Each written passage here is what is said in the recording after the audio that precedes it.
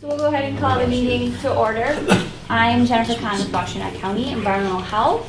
So we'll run around and do introductions and we'll head this way around. Mike Moran, Ann Arbor Township. My name is Sue Schenk. I'm from Northfield Township. Just representing myself, I'm also running for County Commissioner in District 2. Max Pettibone, local resident. Kevin Thompson, local resident. Roger Rail, co-founder and chair of Cyrus and Safe Water, and co-founder and chair of CART. Kevin Lund, Michigan Department of Environmental Quality. Shauna Milkey, Ann Arbor resident and secretary for CARD. Kathy Knowles, Scioto Township trustee. Bob Bailey, Scioto Township resident. Deborah? Carpu, we're here from the school project. What school are you? Skyland. Skyline, okay. Rice Kelly, Scioto Township manager. Laura Hindle, I'm a resident of Scioto Township. Mackenzie King, I'm a University of Michigan student. Ben Collins, I'm a resident of Ann Arbor.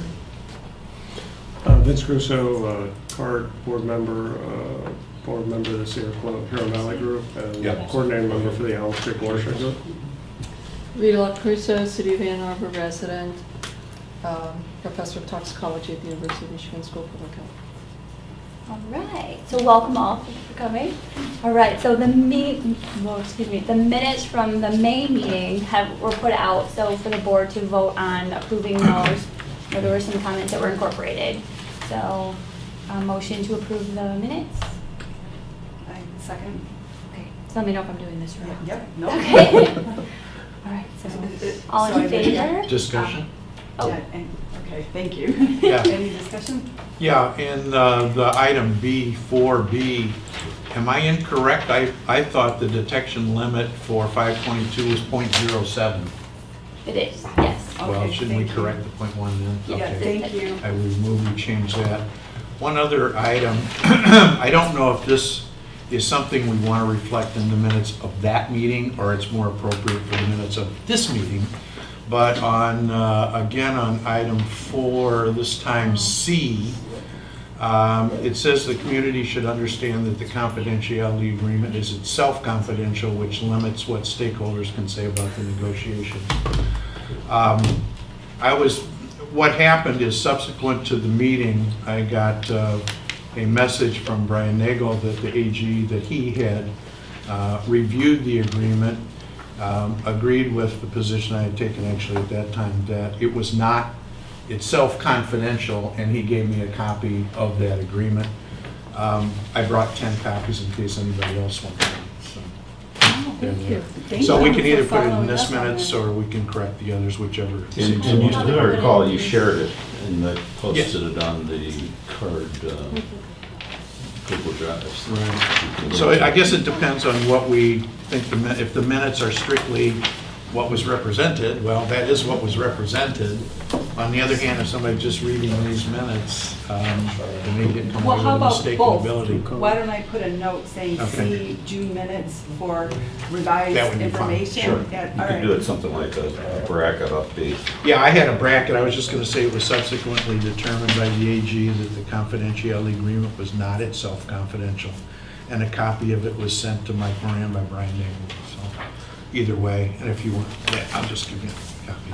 All right, thank On the you. bottom. Thank you for checking both of those So things. Mike, you didn't make any additional requests from him, you just responded No, after he the just meeting? responded, yes, Okay. on his own. I sent him a message thanking him for looking into it and his prompt Okay.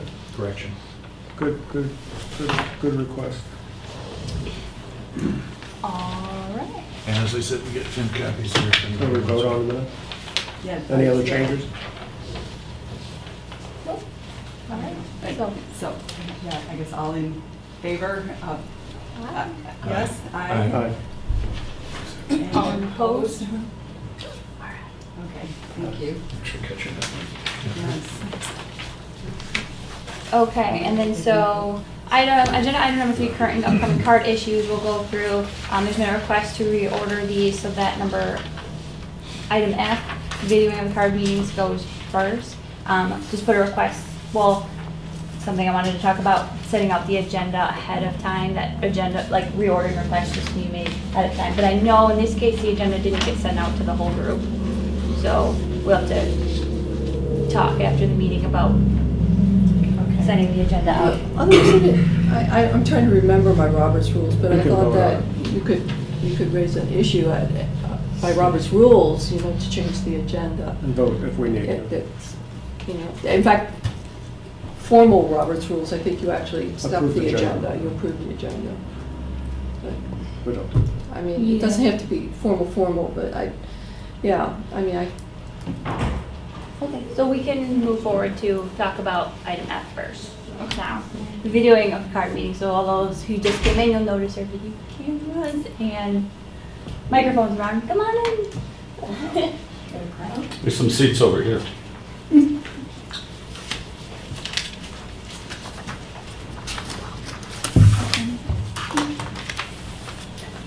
Okay, so Roger has started video recording the card meetings. It was never discussed or asked of people if they wanted to be videotaped or not, so I know it makes a lot of people uncomfortable.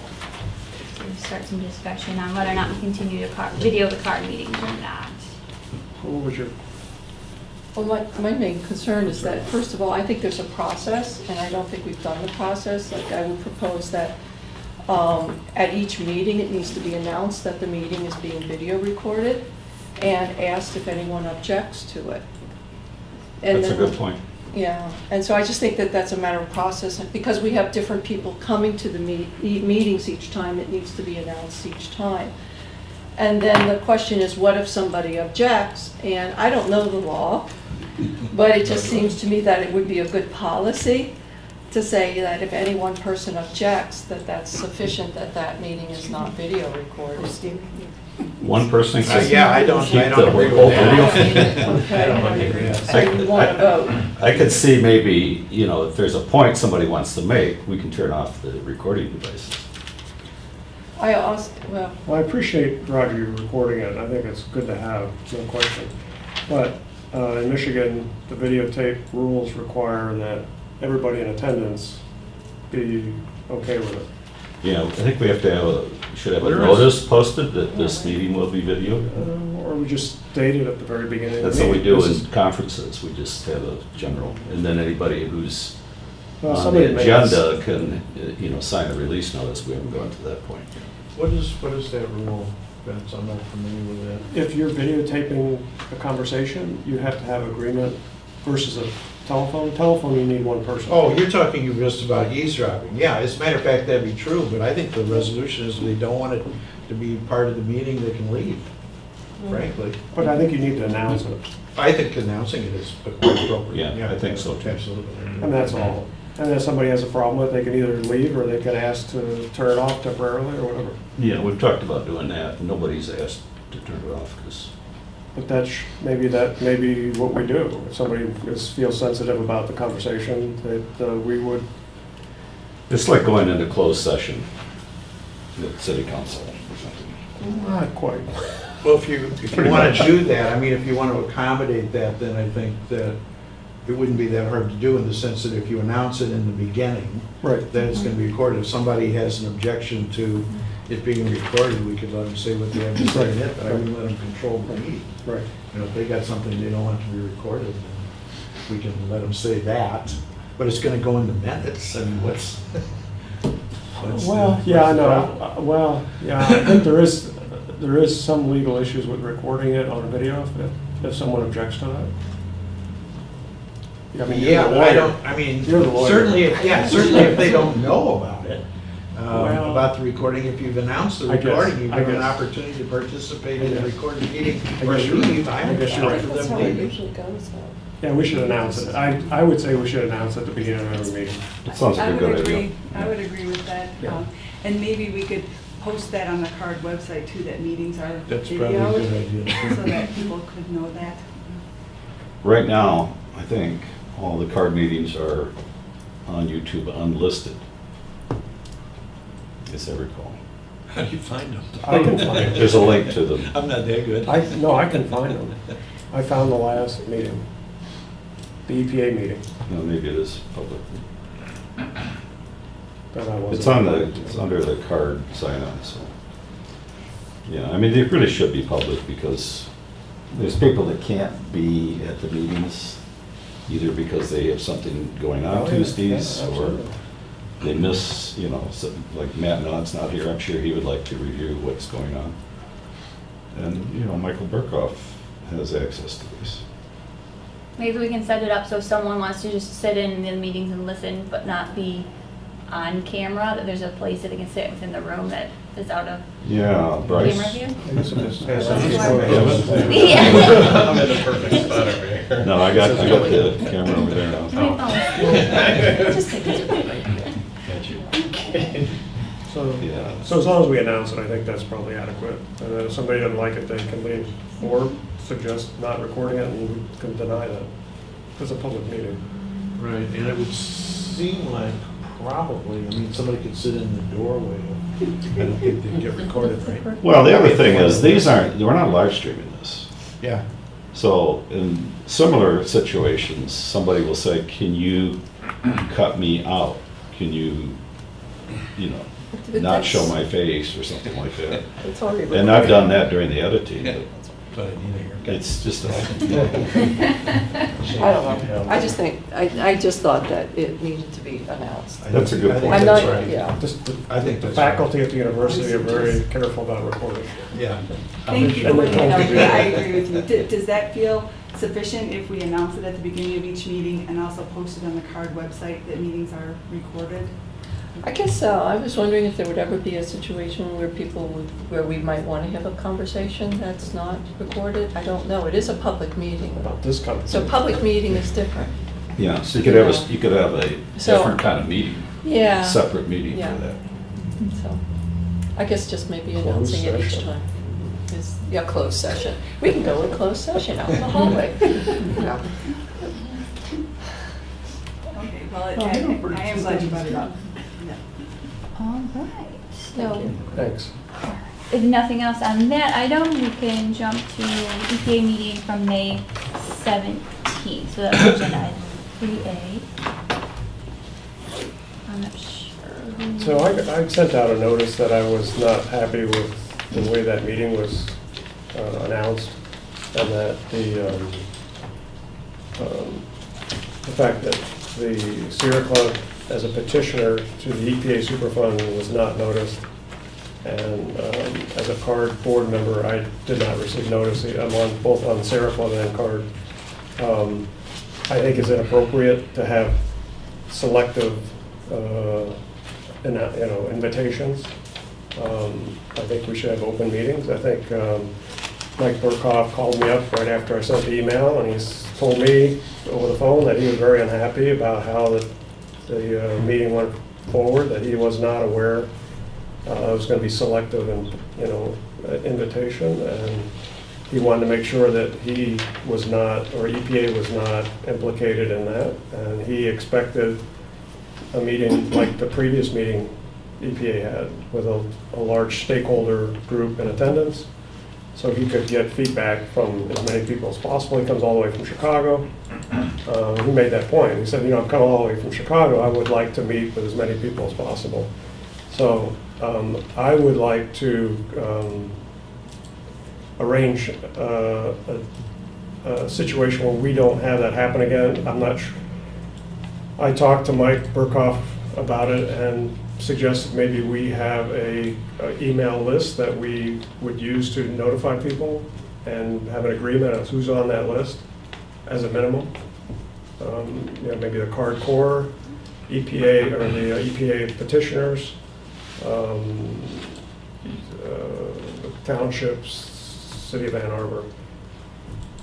So that's my position. So I just want to make note that at the previous CARD meeting before the EPA meeting, it was stated that that meeting was being held and that Roger Rail was attending on behalf of CARD as the CARD liaison for the We were told, though, that we'd be given notice as to where the meeting was. It was very vague, as I I- remember. It was It's very on vague. videotape. Like You it can watch the wasn't, video. where, I when, watched- and who. I watched the video Yes. because I wasn't at the last Good. meeting, and I thought it was pretty clear on the video.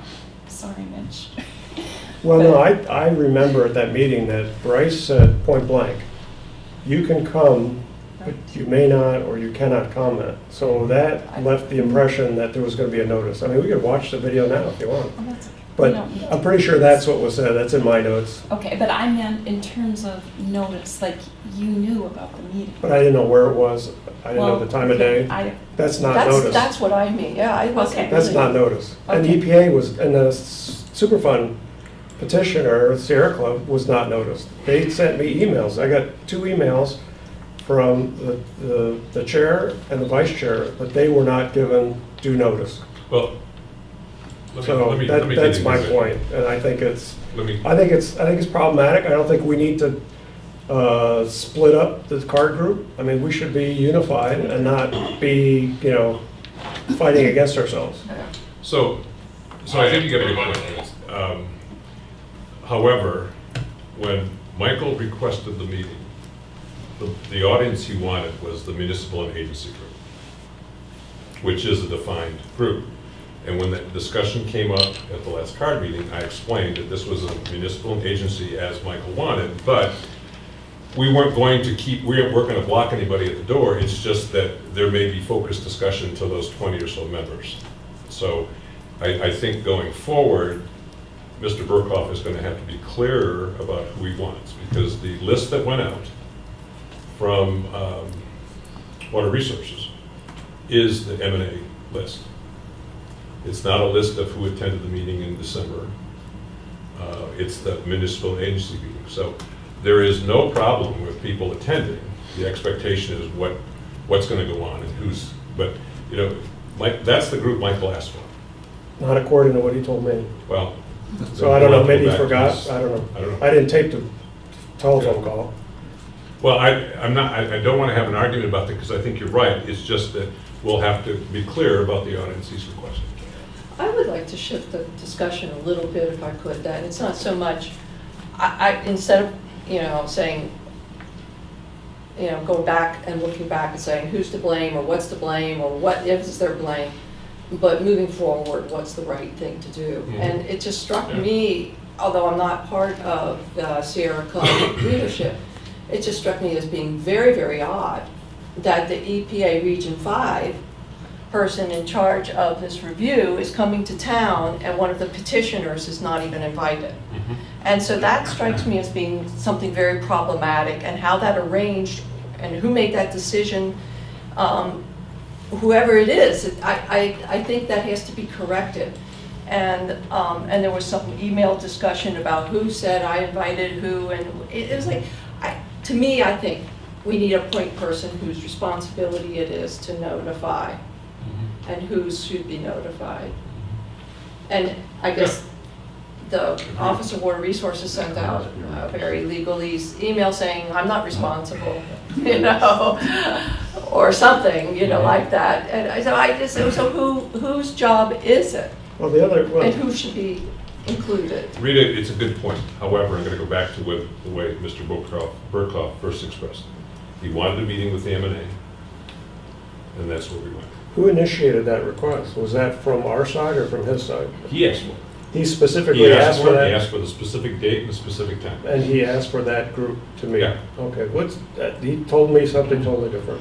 Well, then we just have to figure out the Yeah, audience. yeah. I would like to state, and if we have to vote on it, we can vote on it. I don't think there should be a meeting with Burkhoff without clear, critical stakeholder representation. Now, I could argue whether they have a right to make comment at the meeting, but I certainly think they should be invited, and they should be invited in a meaningful way, not the day before, not after the meeting has started. Well, let's have more discussion, because right now, I don't necessarily agree with your position, but I get Well, we could talk to Mike Burkhoff too and see what he seemed to me, he said, I was hoping, he walked in, he said he was stunned Mhm. at the meeting. He said, where is everybody? What he told me, he said, I thought it was gonna be the kind of meeting he had the previous time, where it was well represented, he had a good feel for what the community was feeling, and he was not happy. So, I don't know, but my impression, I'm pretty sure I remember those facts. Well, clearly, there's more discussion. Yeah, well, I was there as a representative card. And I barely got to talk. Because Well, maybe the that's the the problem. DQ update took much longer than it needed to. And so there was a lot of comments I had. I didn't have time. In fact, the meeting went another half hour. It's actually 2 hours long. Yeah, actually, I left after 2.5 hours, and I didn't get a chance to talk because it was. But you I- had, I- wait a minute, but you both had opportunities. That's different. That's yeah. totally different. Well, yeah, I but understand. the point I'm is- saying it was- Okay. The point is that, not that everybody would want to talk anyway, but I had some comments that I wanted to make, and that was on the agenda. And I didn't have time to do it. So how do I get that information sent to the people who were at the meeting or should have been at the meeting? Do we have a list of the people who were invited as part of this? Well, I've got the email agency? because I wasn't invited. so Yeah, I've I've got the it too. email. I mean, there's a list, right? Yeah. It's the M&A group. Yep. And it overlaps a lot with the card group. Yeah. And as we saw, as we talked about earlier, why is there a separate group when we already have the card group? It started with So he represents card. It started with the municipal, it started with the government agencies and with the nonprofits and associations that are involved with it. That's where it started, and that's where it ran for almost a year. So when we had the Dingle thing in December, we opened it up, made sure more people knew about it. December does not represent, the attendance of the meeting in December does not represent the M&A group. So, again, as a member of the M&A group, I'm not about to agree to the fact that any M&A meeting is open to the public generally. But when it comes to the point about the EPA person coming down, you're right, the stakeholders should be. Because of all the meetings M&A's had, we've only had 2 of them. I don't have a problem with that. What happens in the M&A is it gives the local leadership an opportunity to be very candid in both what they have to say and the way they wish to say it to the rest of the group. And that could get washed out in a public meeting. And I think a group has the right to say, we're going to meet on this because we. So as a representative of CARD, Roger was invited because he represented which municipality and agency? He didn't. We were bringing in the EPA person. Roger had been at the December meeting. Very good. I just tried to be, Well, you know, I wasn't at the first one. I'm not saying you shouldn't have been there, Roger. And I It's just complained like, about what are the that. I rules wanted to be here? at least somebody from card at the second one, so I got the second one. Actually, you were at the first one. No, I think the first one was before. He wasn't. I Oh, sent you him a took it? message and just make sure that he was Oh, okay. invited. Oh, that's right. That's how he sort of got into the list. Well, Bryce, will Roger be invited to all of the M&A meetings? Or- No. No? Okay. He'll certainly be invited to those that, that it's going to be open to a broader. Can we get a list of who's in the M&A? City of group? Ann Arbor, Ann Arbor Township, Scioto Township, Oh, I Sierra Club, Huron River Watershed. Yeah, but I who? don't remember it all. It'd be good to know who was But represented. Sierra Club wasn't included. Sierra Club wasn't. Well, I don't know why they They were felt not this. They're invited. part of it. I mean, Straight up. they attended a fair share. No, they didn't. They didn't attend. They attended a fair share of the M&A meetings over the last year. Well, he didn't, they weren't invited to that meeting. Okay, I don't know why that happened. I'm Okay. telling you, they are Alright. part of the municipal agency group. So I guess that this is the thing I keep coming back to is whose job is it to notify the Well, at this list point, members of the M&A? At this point, I don't think that's Whoever. relevant. I think what's relevant is what, somebody has to be in charge who Yes. has the accurate list. Yeah, that's So the we'll thing. get into it. Somebody has to be in charge and the list has to be, I hope it's inclusive. Well, I think we've made some headway here in that when Burkhoff comes to Ann Arbor, the meeting should be open. And Bryce, I agree. can we agree to that? Has that Well, anybody got a problem? But I with made Well, that statement at the last card meeting. yes. Pardon me? I made that statement at the last card meeting. But you didn't invite the I didn't send out stakeholders. the invitation, I know, it didn't happen. And- but we'll fix that. Okay. And I would like to continue the discussion, maybe at a later time, I don't know, about actually being able to make comment at the meeting. I don't think the stakeholders, like the Sierra Club the card board members, card voting members, should necessarily be silenced at those meetings. Well, we'll have to figure out who's running the That's M&A right. group and Exactly. take it up with them, because the card as a group can't vote That's on right. that. And who, Because Well, we're not card- running the meetings, so they're Now, not look, our look at meeting. folks, we've got 10 minutes on this and we haven't gone, I think we've agreed, I think, let's move on. This is what happened at the oh, what do we? M&A meeting. I Who's didn't get a gonna, chance who's gonna be the notifier? I'm gonna get back with the water commission to figure that out. Well, I would rather not the water commissioner be Why? in charge of that, because I just don't think he's, Well, you don't get to make the call, Vince. well, we can take a vote, here's what we think we should, you know, have as a notification process. But this isn't our I group, think it's though, improper. the municipal and agency group. Well, the card group We can don't vote have on it. any jurisdiction over it. And I think that we've asked for notice Yeah. when the EPA person is here, and I think that that is important. And I don't know, sufficient for now, at Well, least. it failed the last time, I think we need to change it. I think more importantly, I'd be troubled if there was a meeting of the municipal and agency group and no one representing CARD was there. CARD is not a municipal agency, Well, but so you're hedging. why, So at this we point, we have public here.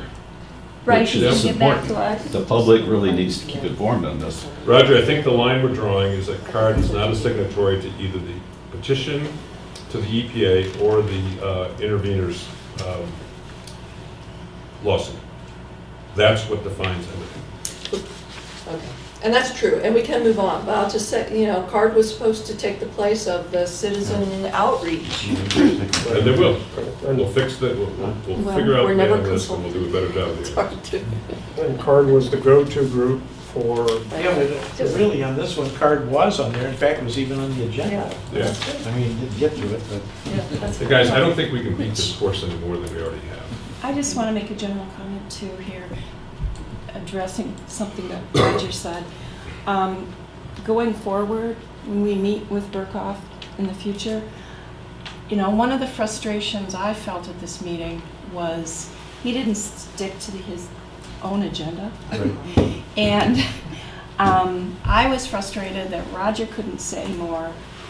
I asked a couple questions and they responded, but he controlled the flow of the meeting, who's he? Burkhoff. And it wasn't a satisfactory meeting for me. And then he ran way over and I had to leave, so, I mean, you had to leave too. Anyway, Well, so you know, in conversation with Burkhoff afterwards, when we have the DEQ give us updates, we're going to condense it. Because what ended up happening is that Dan did a great job of covering every base that was asked. Dan Hamilton. And it just went on and on and on. We just need a short report, you know, so that we get to everybody at the table. it wasn't Dan's fault though. I kept kicking him. I was sitting next to him. It wasn't his fault. It was Burkhoff, in my opinion. No, and Michael agrees that that got out of hand, so All right, we so already have something working. we'll work towards improving those in the future. All right, next agenda item, I'm guessing this is Roger, data gaps and well screen elevation. Well, wait, I'm not done with the EPA meeting. We're well over time, so if anything additional to add that hasn't already been stated or covered. Well, yeah, I have some notes that I made, and what I'm going to do is reference points in the video and make clarification statements regarding that at that point, because I didn't get a chance to do it at the meeting, so I'm going to do it after the fact.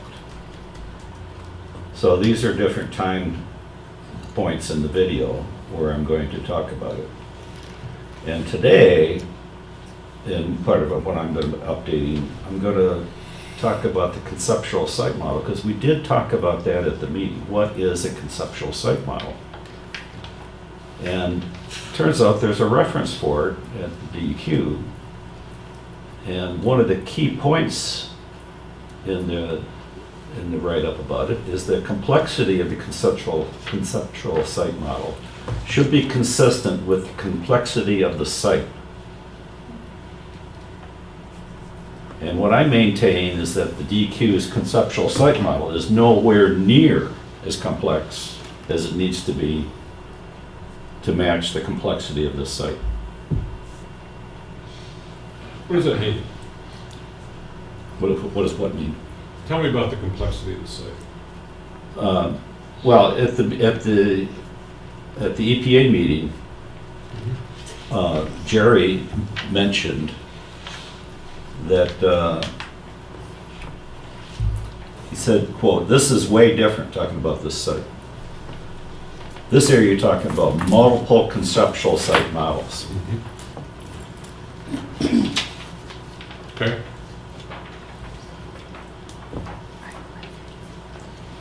So that's what you mean by what you... Yeah, that there's a lot of intricacy that's not being addressed. And it could be. Key evidence is basically being ignored or not addressed. Maybe it's a time constraint. We don't know. Anyway, I'm going to be going over some of these points. Like 465 DuPont and Elizabeth Wells.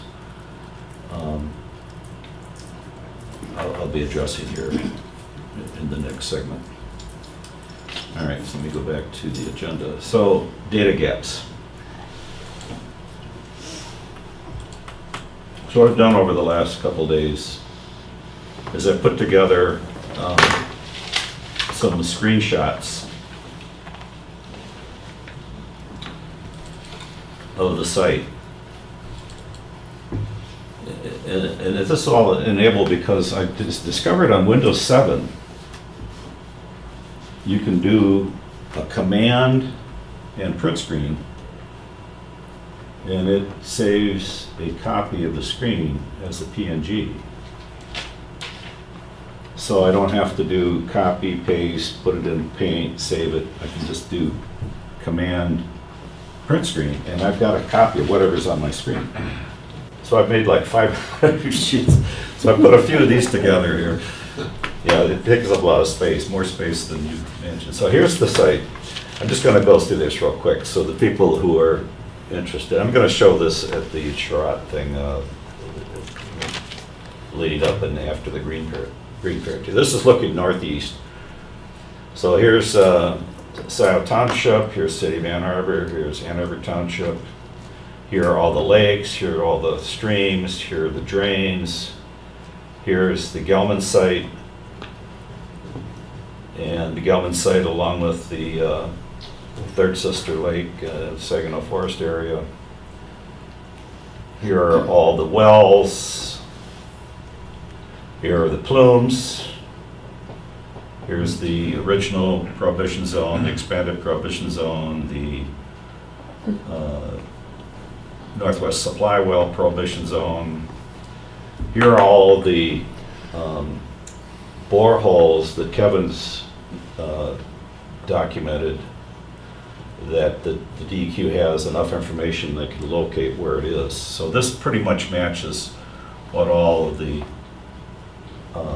monitoring locations, but there's some additional ones too. However, this is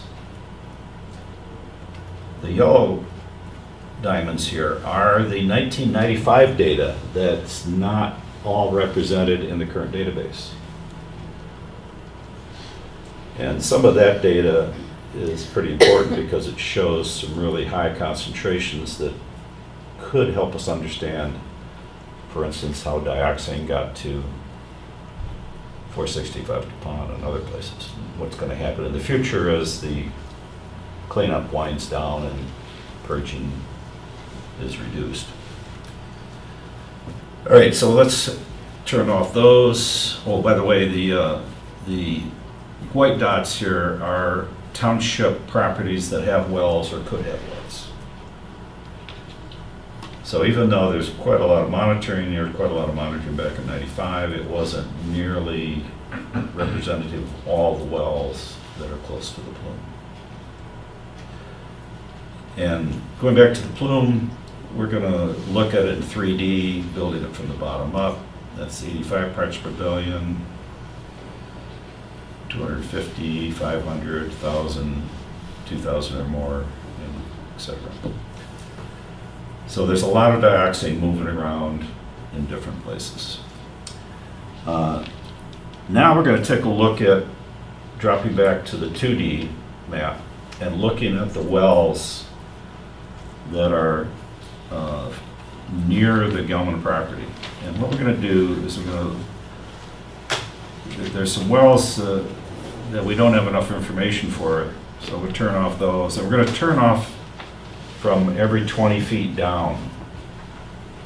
These are the shallow wells that I'm turning off now. And what you'll notice is that once you get down around 800 feet, below 800 feet, there's hardly any monitoring wells on the Gelman site. Not the density that you would expect for a site this complex.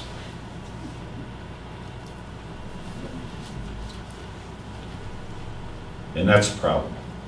In other words, they haven't looked more than 100 and some feet down in where some of the really high concentrations are.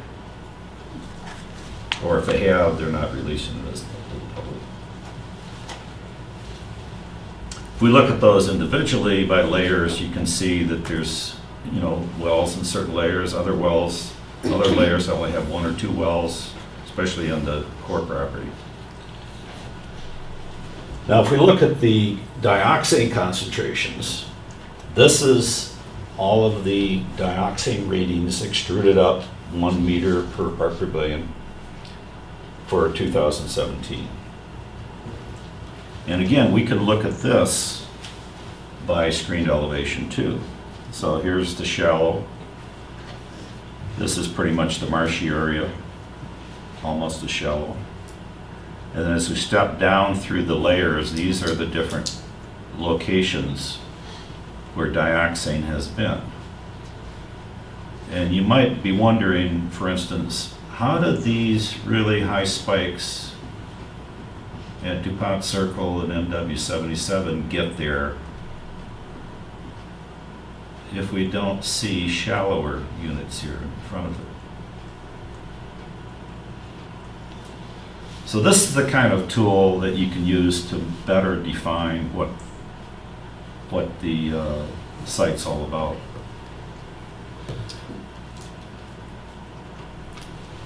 So that's the first one. Any questions before I go on to the next? So when you said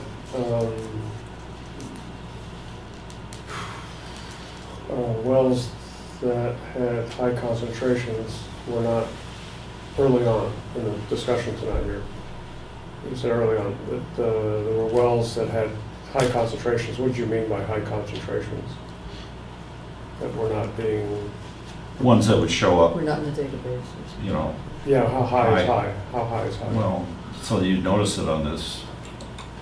Well, we didn't have an axis. I'm just curious. What do you Well, I would think High is anything relative. above 10. Anything over 10? Yeah, or, Yeah. because 7.2 is the cleanup standard. Yep. Yeah. Well, it could have been 1,000. But, you also worry about anything that's red or purple on this. Okay. Well, I don't know what red and purple mean. Yeah, I had it up here a minute ago. I know, but I can't read it too.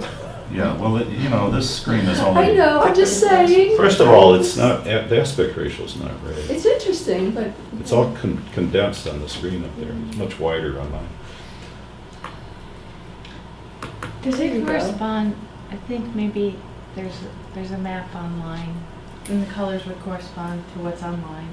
Oh, yeah. So we can, because I know when I looked it up online, I understood what the colors were. Yeah. And Well, he has a key, yeah. yeah, when I'm doing this in Google Earth, you can turn on the key. That's over here. Yeah. Yeah, it's this one. I just didn't turn it on for doing the screen captures. My Hopefully mistake. we get a new projector and it looks more like what's on Roger's Yeah. computer. How quickly that will happen, the request was put in a couple months ago. So the purple is. But the point is, 3,000. it's not so much that any particular height is bad, it's just that there are certain elevations of aquifer that are not being looked at the core in the amount of detail that should be. That was the whole point of that, is that there's some investigation that's lacking at the core. Excuse me, Roger. Mhm. Why aren't they cleaning up the In retrospect, is there any reason, do we have any idea why, if they drilled cored down to a high concentration, that they didn't continue coring to see when the concentration started dropping? Well, in a lot of off again? cases, they didn't, in the early days especially, they didn't drill to bedrock. And only until they started drilling out in the western area at Parkland Plaza did we ask that they go all the way down to bedrock. And when they started doing that, then they discovered some deeper parts per billion.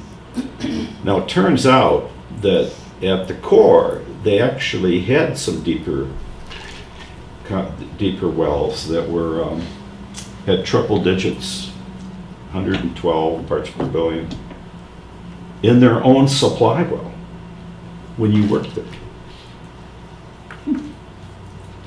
And that data is not in the database. It's Was it in only my on drinking paper. fountain? It's only on paper. Was it in my drinking fountain? Well, they had reverse osmosis. This is one of the discoveries that I found in the EPA attachments, is that there was a document that talked about the concentration going into the RO, which I assume that reverse osmosis treatment system that they must have had there. And it was 112 parts per billion going in. It didn't, I don't recall what it was coming out. You recall, Kevin? Yeah, I mean, so, it's possible that it could have come out and been in the drinking fountain at some lower amount, I imagine. But the point is that they had a deep well on their own property with triple-digit parts per billion. That's not been reported. Well, it was reported, but it's not electronically reported. It's this, you can't go back and search for it. You have to find that piece of paper or that copy of that piece of paper. And that's one of the big problems with this site, is that there's too much information transmitted that can't be readily scanned or searched because it's not electronic. And I'll have some other examples of that. So is this your next review of PLS borings? Is it? What's that? Next agenda item, is this a segue into the borings? Yeah, this kind of all melts together. Okay. These two items will pretty much cover that. Let me know how much over on time on the. We're over. That was 15 minutes instead of 5. Well, Jen, there's not going to be a DEQ update this week. Okay. So that's an extra time of fact. That's true. Let me just run through these. One of the things that Dan Hamill said is that pretty much everything's going the way they planned it. Well, here are the concentrations at various wells around the site over time, and you can see a lot of these are still going up. Some of them, I'll be getting to in a minute here, went down and then now they're going back up again, like that one. So this is the kind of thing I think should be in the quarterly report to the EPA.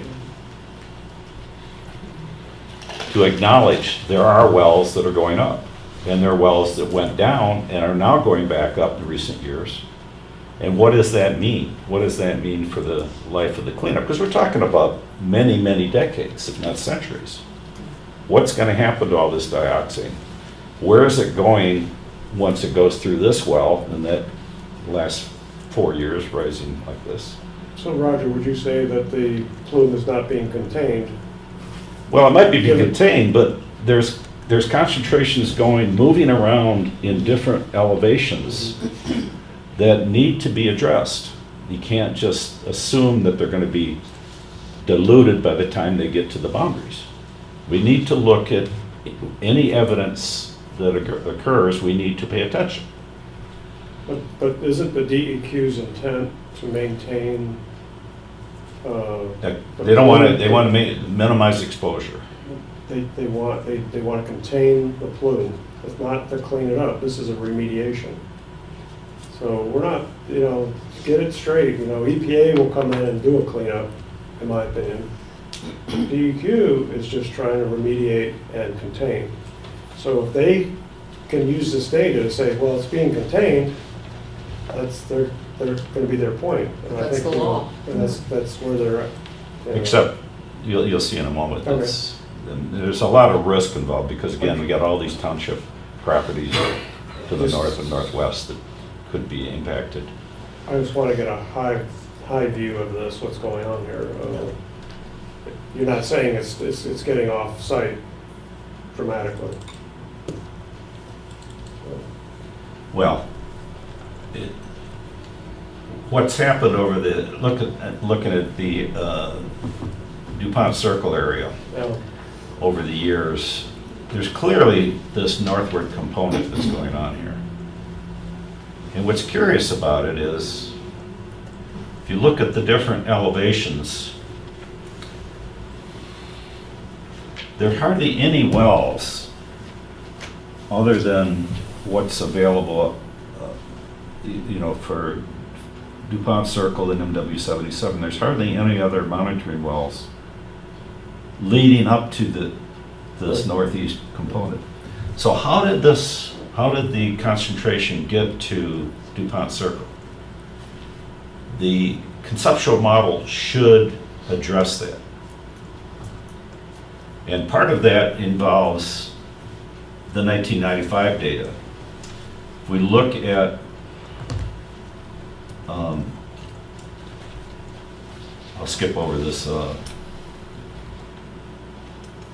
part of this cross-section here. One of the things that's happened is that DuPont Circle, the elevation and the depth to the screen apparently is represented wrong on some cross-section diagrams. And what that means is that this screened area here is maybe up to 15 feet lower than the monitoring well nearby that's supposed to detect if dioxin is moving through it. And there's a clay layer in between. So the 1,000 or more parts per billion that's moving through DuPont Circle is not being detected by NW54D. And if you think about it, what if DuPont Circle well wasn't there? I maintain that the 3 monitoring wells around it would not have been drilled. MW77, MW55, MW54D were only put in because there happened to be a homeowner well at 465 DuPont. What would have that meant for putting wells in north of that? First of all, they wouldn't have had any idea about this offshoot going north, because those are the only wells in that area. Why did they draw this plume this distance when there's no wells to supply, to claim that's where it's coming from? It could just as easily be coming from over here where there are, again, no wells.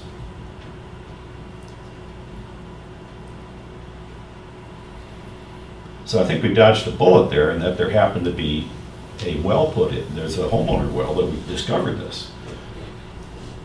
Could this be going on elsewhere where there's no wells at a certain elevation, and we're only going to find out about it when it expands out beyond the prohibition zone or out beyond where we think the plume is, and suddenly it shows up in somebody's well.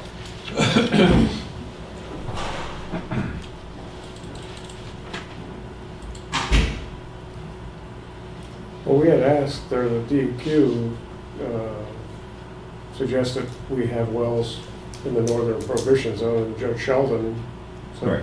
weren't necessary. Yeah, but Judge Sheldon didn't see any of this background details, like, Well, you know. but it was. Turns out those are the only wells at that elevation. But it would have been prudent to have those wells put in to, as an indicator. Yeah. And he said it would cost too much, Well, basically. well, Judge Sheldon's not in the picture anymore. We need to go forward from here. Well, maybe we should re-ask for those wells to be put in, or Well, additional wells. It's bigger than that. It's bigger, like, all data matters. And I'm going back to the 95 data. There's not enough wells to monitor this. Well, there's some, the 95 data has certain indication of what, and of course I don't have it here in this one, but turns out that in the Ferry Street area, there were some wells in here that had, 95 had really high concentrations, 4,000 and 5,000 parts per billion. That would kind of give some indication of how the dioxin got to be 2,000 parts per billion at DuPont Circle. That data is not in the data set. It's in the 1995 data set that I asked for and got. The first data set, the first electronic data set we got from the company back in 95. And over the years, I've asked if that be included in the comprehensive data set, so that we'd have some idea of how the dioxin got to where it was, what happened in the past, and as we wind down pumping rates and things like that, what's going to happen in the future. My point is, all data matters.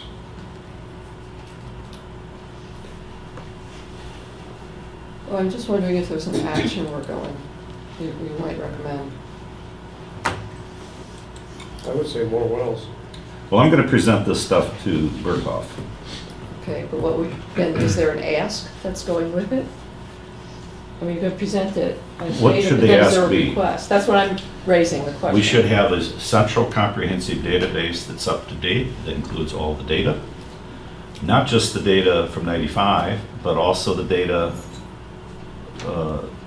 that's any data that's on the cross-section diagrams for which we don't have data, and I've listed those in the past.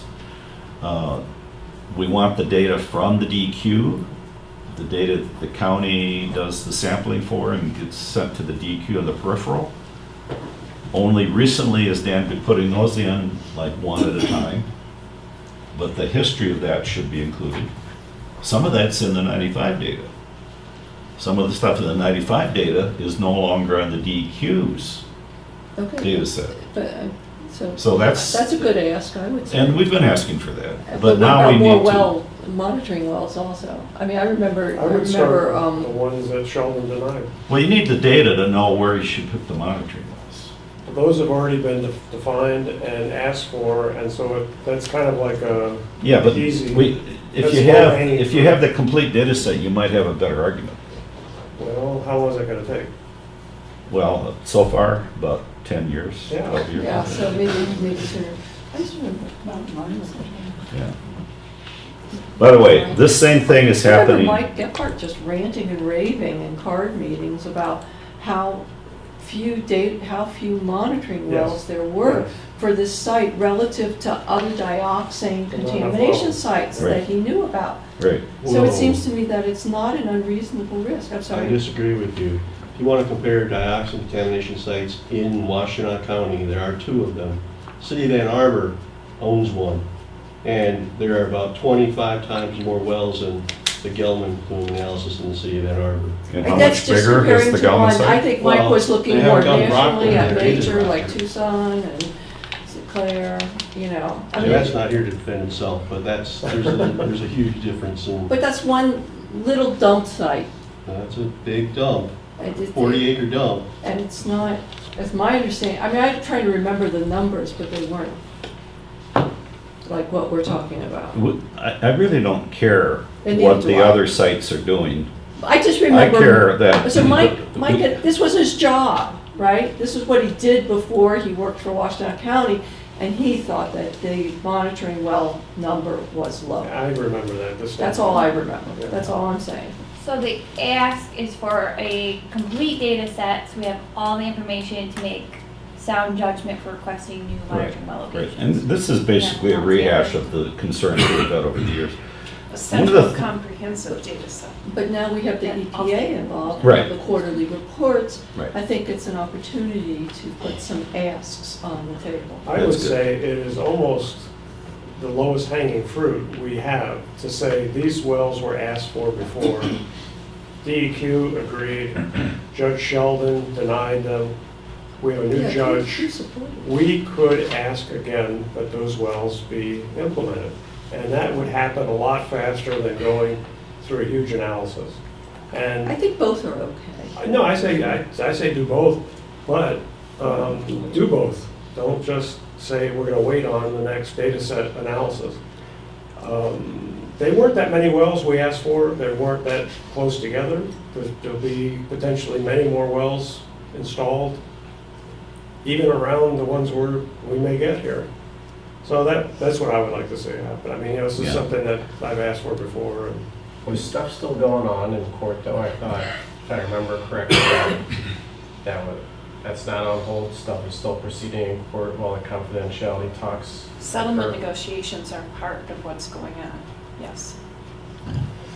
So nothing more than that is going on right now. Got it.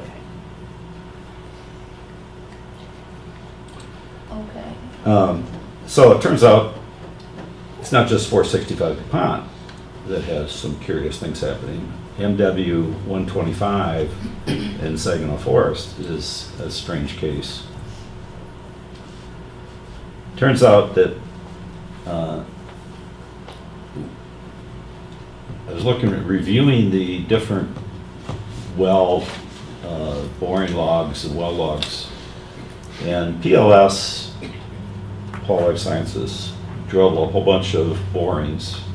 Sometimes they would have those well logs listed separately from the wells that they became. So I decided to do a cross-reference of the PLSs with what monitoring wells they ended up being associated with. And then I found some data gaps. There were some PLS wells that were not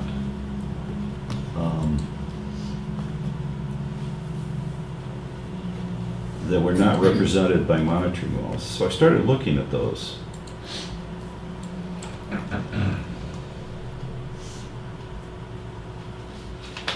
see, what's it called? All wells, I think.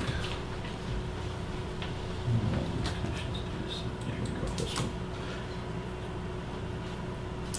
So I spent many hours putting this together from the various data sets. And this started out being a way to, because each data set would have different nomenclature for what they call the wells. So I wanted to have this as a cross-reference so you could see, you could compare apples and apples across all the different data sets. But then when I started doing this PLS review, I noticed that there were some PLS wells, borings, that did not have wells associated with them. And then I started asking the questions, like, where are those? And so one of them turns out to be right next to MW 125 in the Saginaw Forest. In fact, it was drilled only 15 feet west-northwest of it. Now, the only reason I found this is because it was it was buried in one sentence in one submittal back around the time it was drilled. And then there was nothing after that. But it did answer one of the questions, because when they were drilling MW 125, they had trouble. They hit a boulder. So they had to move over a few feet and drill it again. They hit another boulder and it broke their bit and they stopped. So we asked, why did that not go to bedrock like we had asked? Well, it turns out a few weeks later, they did go 15 feet over. They use rotosonic drilling. You remember this guy? Yep. And somehow, with rotosonic, you can blast through boulders and things like that. It's a completely different technique, Yeah, and they did sampling all the way down. So it was interesting because I have a cross section. I put them next to each other and compared the two boring logs. And what's interesting is that NW 125 was sited at a shallower area, but there was double digits parts per billion deeper. And those deeper elevations, there's no well still at the deeper elevations around 125. Now, when they drilled this PLS, what is it, 05, 04, something like that, they also did not put a well in. And part of the reason was when they did their sampling, they were coming up with non-detect or single-digit parts per billion, where it had been double digits just weeks before. Well, if you look at the well log, they're putting in several hundred gallons of water to help with the drilling, which of course may dilute the sampling. So they got lower parts per billion. No well was installed. Now, why is that important? First of all, why is this dioxin going in this direction when all of the groundwater flow is showing that it's going exactly opposite? Everything here should be going northwest, so how did it even get here? But if there is something going on, especially at the lower elevations, what's going to happen when they get down past Liberty Road? Again, all of these township wells that don't have access to city water. Okay, so what is your, I'm sorry. oh, go ahead. I was just gonna note, there's a lot, if you go west from that lake, I lose count, I don't know. This is the Smith property that's going to be a subdivision. Okay, but what's the direction of current flow in all those ponds? And that little Well, the creek- surface water flow is definitely this way. Well, that's from my east to point, I west, knew right. that, I was Right. asking a rhetorical question. Right. And I know that little creek coming out of the Saginaw Forest Lake is flowing west. So what's the mystery as to why the plume wouldn't also follow Well, that roughly that it's possible that it would be following the tributary, even though it's tens of feet below where the tributary. That's certainly what happened here in the western area. It's following the That says tributary. something about the slope of the ground. Yeah, but again, you're talking about maybe 100 or more feet below ground. It may not follow the pathway. But if it does, that could be bad news for up here at Evergreen, because look at this tributary. This could be heading towards that tributary. And again, if the underground flow matches The above ground flow, above ground flow, which is common. this would be really bad for all of these homeowners, my neighbors nearby here, who don't have access to city water over time. You may recall some weeks, it's a long time ago, but it's, in my memory, I commented about that little creek that flows on the north boundary of Saginaw Forest. This right here, this is the one you're talking about, comes out of Third Sister Lake. No, go north. Oh, up here, you're talking Up about. by April. Where the discharge point is here. So this is- Exactly. Yeah, so this also goes that way. I mean, I've skied and mountain biked that area enough. It looks like a long ways on your map. Yeah. But even on cross-country skis, they're only 5 minutes apart. Right, there's a lot going on there that we need to look at. By the way, I asked for and got a set of data from U of M, Saginaw Forest. Turns out they have their own set of data that they were sampling for, and that data is not included in the current database. So I've done a mashup of that. So that would be another one that could be included. Now, you talked about surface water.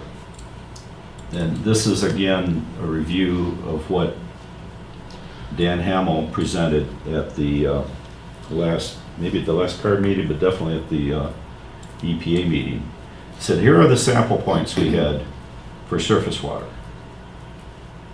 Now, it turns out we have sample points from the 95 data. A lot more sample points. Wouldn't it be interesting to look at what the difference in surface water parts per billion would be over time from the old days to the recent time? And that's certainly what I've done here.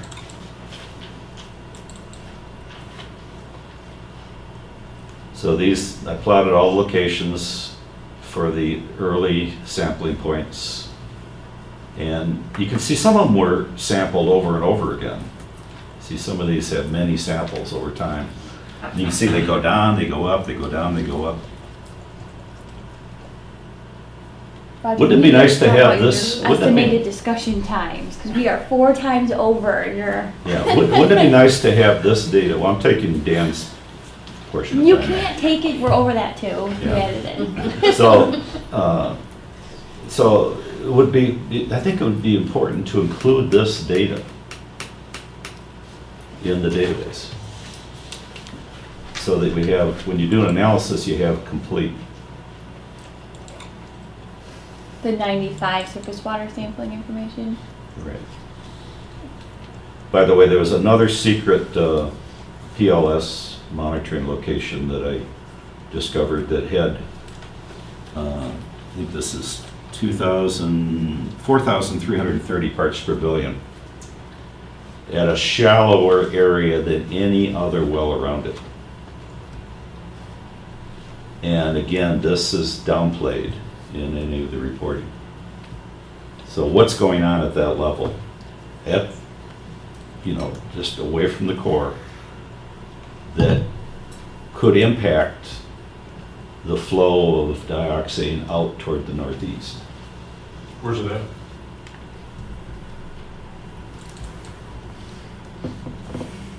It's right there.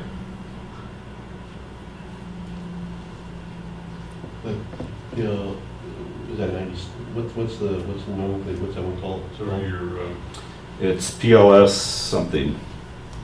so is that still on the old campus? Yeah. No, this is, Frank Boys. it's beyond, Looks like it's about at Francois beauty salon. no, it's Before not Rita. Francois, it's next to it though, I think. Well, I said about, The dentist there. I was there last week. and you look great. But the point is that, that was put in, again, no well was cited. Mike. There still is no monitoring point there. All we have is from the boring data. Is it possible they drilled through the high concentrations to a trap layer below it that had less? No, the point is that they discovered something that wasn't supposed to be there, so they ignored it. So Roger, how about if we put some of this down in writing and submit it as concerns? That's what I'm planning on doing. As concerns, so it's on the record somewhere? Right, so I have, I mean, it's not being videotaped, but I think if we just might comment, not super detailed, right. submit it to Burkhoff and the DEQ, and at least we'll have, a trail of questions. Question, why would it go just to DEQ? Why not submit a carbon copy to EPA? Oh, we'll That's right. we'll CC everybody. Oh, I on beg it. your pardon. Yeah. I'm sorry, yeah. Well, I Burkhoff is- didn't Burkhoff recognize is his Region name, five. and I presumed it was DEQ. Yeah. So Burkhoff, McNell, I get those confused. By the way, did anybody, besides Jenny and I, watch the seminar today? You know what? There was a seminar on dioxane remediation. Where at? New Hampshire and North Carolina. Yeah, and one of the things they pointed out was that you need to look at car washes, Oh, really? Yeah. especially for PFASs. They're supposed to go in the There's a car sanitary wash sewer. on Scenic They're not Road supposed out to there by go. the- There's car washes Some on places Jackson. are on septic, Yeah. whereas sewer's not Anyway. available. That's all I had for that. Sorry it took so long. Down here, next to Burger King. All right, prep for the Green Fair. Green Fair date is Friday. Friday. Now, it's also the beginning of Summer Festival, Top of the Park. And I want to leave early from the Green Fair. Well, I'm gonna come. You're gonna be there? Yeah. Yeah, I'm coming at 7:30, so I can help Good. take it down. Good. Are you gonna be back to get your stuff, or do we get to keep it? What stuff should I present? I don't want the normal stuff. No, but are you gonna come back to get your material? No. I You can can take it drop with you off when you another go? day. Yeah. Or you want us to take it, or? Yeah, we can take it down and then I'll get it. That's to part of Roger. why I want to change what material I bring. I don't want to bring the same old stuff. All right. One of the thoughts I had was to just bring what the DEQ gives us, and next to it, have a laptop running a loop of some of this stuff I don't think so. with the dioxin. It's hard to see the laptop in the sun. Yeah. People aren't gonna wanna do that, if you only get one person at a time. I think people would like to get a summary of some kind. What's Good luck. going on now, a list, maybe with information about contacts, like we've done in the past.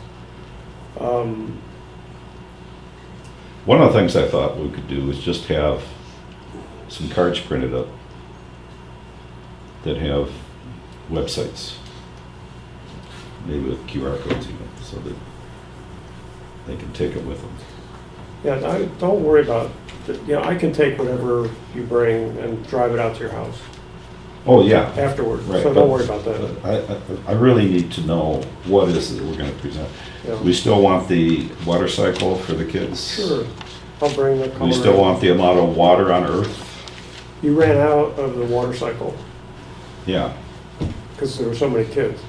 Does anybody here could make copies? Send me, I'll print it out on laser printer. I mean, SRSW has the funds to do it, but should that be something that CARD would be doing? That's good. Will you look at that? Well, how about the county just photocopy it?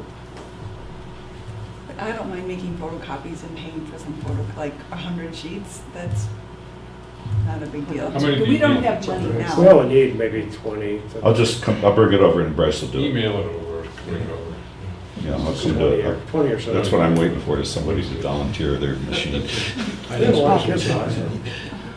I don't would wanna, suggest that if we think the DEQ data is incomplete or flawed, you don't want to mention them at all. In other words, if you think your data is more inclusive than DEQ, you would mention kind of putting them on two computers, and this is what DEQ says, but this is the truth, kind of thing. I Well, just tell them the truth. I understand why the DEQ can't do a lot, because they had budget cuts and there's funding problems and things like that. But what we've always done with SRSW CARD is we fill the void. We provide the information Exactly. that the established agencies can't provide.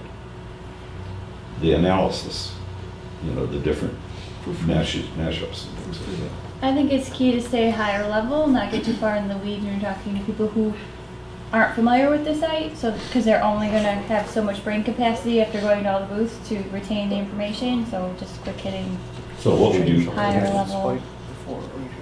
So just a pure education, or is there an ask, like, write to your local representative about it, or, give more funding? I mean, is it education only, or is there an ask of the people to do something? Well, I always say pay attention. And, once, Is it like a form letter that you can hand them and say, hey, mail it to this person, and then that person's gonna get like 500 letters, and then maybe it'll do something? if there was a focused issue, there's so many side issues that need to be taken care of at the same time. It's like Jenny says, people get overwhelmed. Start Where with do I one. start? But you start with one, I Start agree with with that. one. Whoever hoped to Your get them first interested, step. and then they can keep researching and looking Yeah. into it, Take it one step. and they go home. Yeah. Well, we have a pretty good email list. which will come up here in a minute about the charrette that's coming up. Right. And whether we should use that email list. But anyway, so I'll bring a clipboard and people can add their names to the list. Roger, I think this is a good idea for longer term planning, maybe for next year, that what kind of handouts do we want to have for these booths? Because I would be willing to work on something, but I can't get it ready by Friday, but maybe for future. I agree. booths, Yeah, maybe we can look at what we already have and lay it out and then review it. And maybe we have like fresh interns, like really fresh interns this summer from like the Rhode Island and Georgia or something, like not familiar with Michigan, not familiar with this site, not familiar with Ann Arbor. Have them look at it and see, or they're good about giving us a perspective to someone who doesn't know anything, Okay. has never seen it before. One thing I like, do you have the large They are format? all interested in public health and Yeah, they don't know what they want to do. It's through the U of M Put a program. plotter? Yeah. I plot that. Can you print out one of these, the new, They're recent all one? saying that you Yeah, I just need to know that I've and got then the they're receipt. being disseminated The in what? different places. Where do I find the receipt? Is it I always don't know. updated on card? Is that the county map? Yeah. I was wondering if there's a recent one that we don't have yet. The problem I have with the county map is that it's incomplete. Well, it's better to have something Well, than nothing. I can again have the 2017 map that we had. So there's nothing more recent than that? No. Okay. Uh, Was it a large scale? I could leave that and you guys could just bring it. And we didn't have handouts at Earth Day. There were no handouts, which is fine. But maybe we should have something that, I mean, what we did is that we just said, go to SRSW that has a list of all the stakeholders. You can find everything you need from there. Yeah, at some point it'd be good if we could get our CARD website up and running. CARD.org. Well, here's what I'll offer. If you want, if you can send me the file, I'll have Christie print 2 of them large format, because I always have one in my office. And then do what you want to do with it. Well, do we want them to walk away with a piece of paper? Well, this one is for reference, I think. right? Yeah, people the want to look large at, format a map large, is this just is too small. to look at. Yeah. But do you have large format you print out?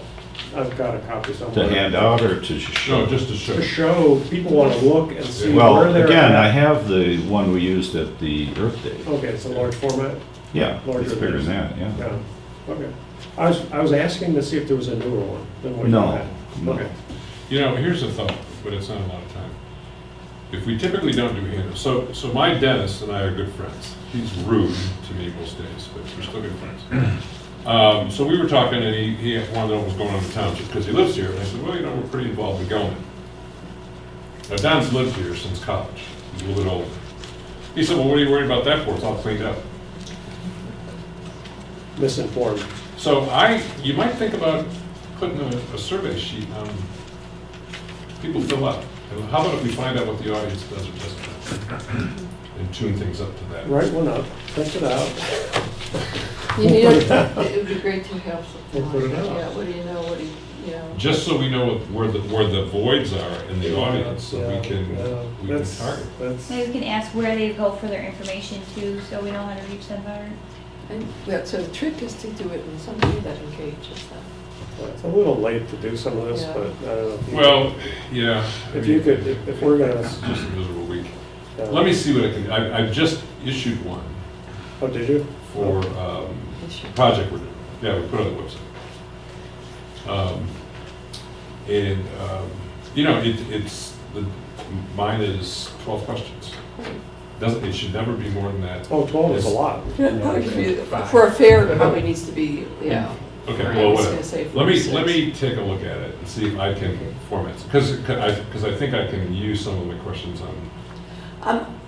for this. I I'm just have almost to change thinking if we content. made it interactive some way, like if we had like 4 questions and people had 3 colors of dots. I'm That not would be kidding fine. you. You know, That's even and, good. and people walk up and put the dots up and they can see how Perfect. other people who have been at the fair That's have good. How fun. about a That's handout called even better. Mythbusters? And then they So leave, who's and gonna it's still compile gonna the show the results? Yeah, impact. right. You could Who's even gonna then have file? a post one, like, what did If you you can learn? roll it up and bring it over. Something, I don't know. I can have somebody do it. No. I think it's interesting. We haven't done that. It might be worth trying. I'm surprised a lot of people come up and don't even know what's going on. I hear about the Gelman plume, what's it Hey, about? actually, And they live down the street from Gelman. hey, students, I know, I'm thinking, what would engage a high school student, right? What would make you stop at that site and look at it for more than, instead of that 5-second or 3-second brush by, hey, That's- students, how about 5 questions by tomorrow night? Do a survey. Did you really? On this? Yeah. Sorry, I have a lot of You're work. hired, you're hired. Was it on next door? Or- We had 2 questions. What were they? It was, do you know if there's anything wrong with Ann Arbor's groundwater? And then the other one was, what do you think is in it? I mean, what would be a problem, like, the future in our drinking water? And we had a few options, and they chose, like, sulfur and lead and a bunch of random other ones. And then we had 2 questions on Flint, if you knew about Flint's water crisis and what was in it. And everyone knew about Flint, but did not know about where they were living. So no one even wrote down 1 for dioxin? There are 2 out of the 40 people. So I see some kind of you don't engagement or wanna know. anything. Yeah. That's worth, that survey's worth That's 5 worth it. Jar, points you easy. can have a jar with colored pebbles, Yeah, right? I'll let you know Right? for your- And now, which contaminant do you think is a problem for Ann Arbor's drinking water? And they could put their colored No, pebbles. yeah, I think that's in perfect. If we could, if we get newsprint up there, I think the red dot thing is perfect. Because everybody's done it. Yes, they know that. They know the drill.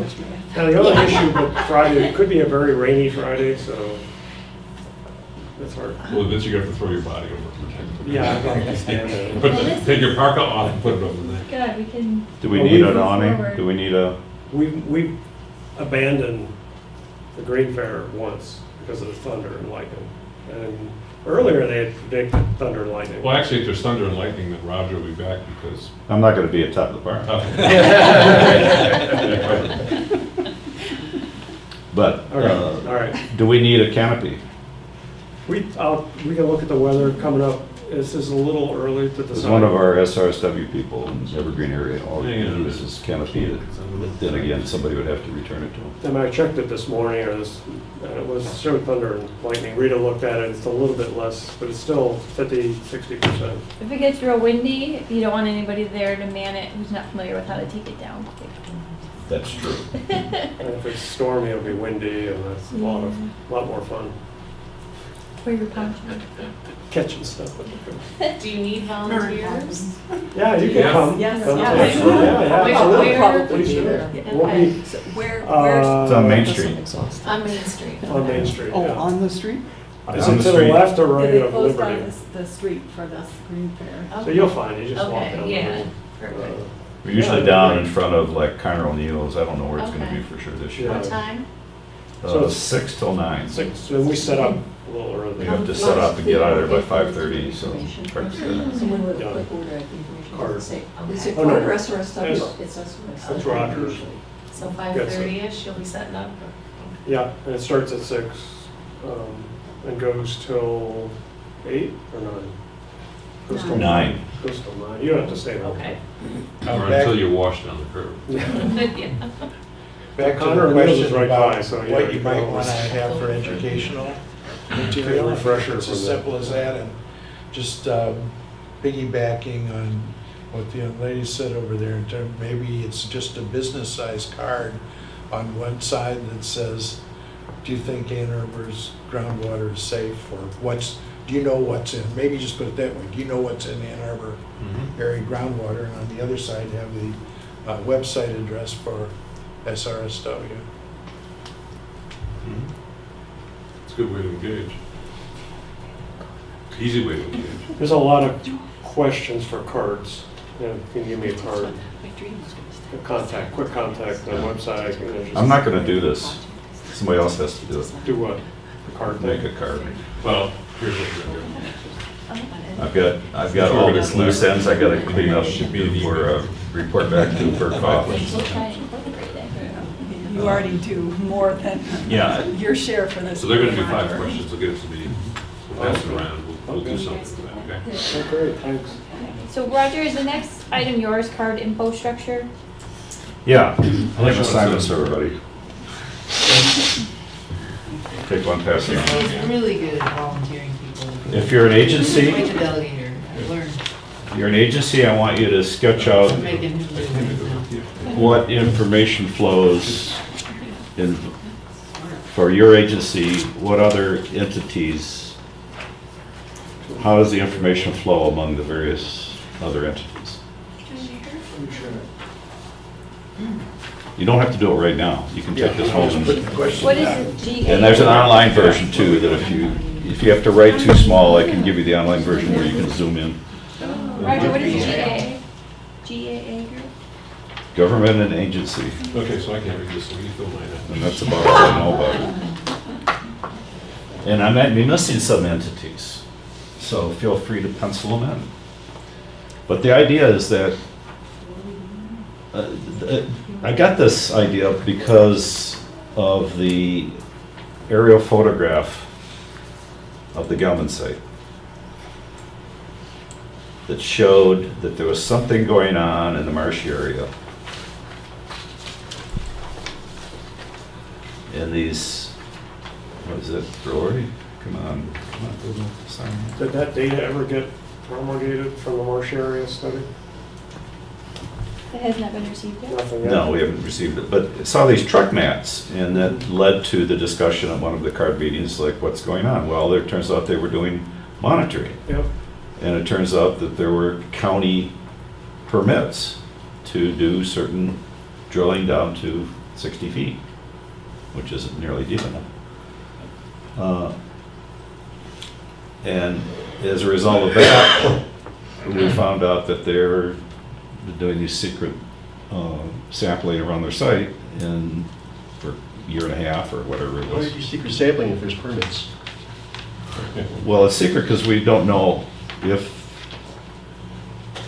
they're drilling in the right locations, how deep they're drilling. We haven't seen the data. There's no work plan. The DEQ doesn't have a work plan. Sure. And of course, I ran into Farsad at the hardware store, and he hasn't seen the work plan. That hardware store meeting. Yeah, you know, it's important, you know, if nothing else, stadium hardware is good for running into people. Because you get information you would not get anywhere else. I should put that on the box here. Do they think he was We lost a drilling good for source when fun? Mike Krusel retired. We lost a good source when Mike Krusel retired. Oh, yeah. Is he the owner? But anyway, So what do we do with the paper? We draw on lines, or? yeah, you know, kind of, you know, there's a connection here. What's the information flow back and forth? You can use arrows. Roger, you've got Gelman lawyers, what does that mean? Gelman lawyers. Well, plaintiffs, defendants, who, all of them? What? No, those are the Gelman's lawyers. Paul those Paul Danaher Gelman lawyers. So you probably can't do anything with that. The reason I put that in is because there's information that's being exchanged that's, you know, some of that maybe should be public. It's not. Anyway, you don't have to worry about it. If you don't know what it is, so you have your own lawyers over here. This lawyers and experts for all the local agencies. That's another concern I have is that. So we're just drawing lines of who we're connected to? And what information is flowing. Okay. Yeah, so like one of the things I would have liked from the county, because it's actually recorded on the permits, is that there's a space there for, it's a Gelman site. It's a Gelman issue. There's no, There's a note. nope, there's the same permit conditions for all of our, No, I looked. no, I'm telling you, It I said- created the right in the permit. note, it says- There's no special condition for being on the government site. Somebody made notes for these. Not recently, not since I've taken this over in the last 5 years. Really, I have to show you that printout. So there's a condition that the county can request data as a result of drilling the well. but that doesn't mean sampling data information, it means You might be referencing drinking well water wells. information as far as the drilling goes. A drinking water well Lithology, might everything that would be go on yeah. monitoring, on a well log. Monitoring wells are exempt from the state Part 127 well code rules, so the county has your own regulation that requests that information. So But you still have to permit. we permit them, yeah. Right. And just knowing that there's a permit in this area would have helped give us a heads up, because we might have been able to funnel some information to this separate consultant that Dan hired directly to make sure that they're monitoring in the right location. Because otherwise, they could be missing a whole lot of dioxin samples that should be taken. It's as simple as that. So, I mean, the communication among members of this group should be facilitated enough that when something related to Gelman comes up, that there's some kind of alert or some kind of a notification sent. And, you know, that, so that CARD as an entity can respond accordingly, bring all the resources to bear to try to get the right solution to this complex problem. And, you know, that's all I'm asking for, is that let's tighten up our information flows so that we know what kind of information is out there. I didn't know, for instance, that U of M was doing their own sampling for decades. Seems like that would have been communicated at some point in one of the meetings. Yeah, and it's part of that bigger point that you made earlier about getting all data available and all data incorporated into. Right. And kind of I mean, water, this is all the same, water's not going to care about boundaries. It's going to go wherever it wants to go. We have to think of the information being like water. Roger, about this, do you want us to give them back to you next meeting, or what should we do with them? Oh, I don't know.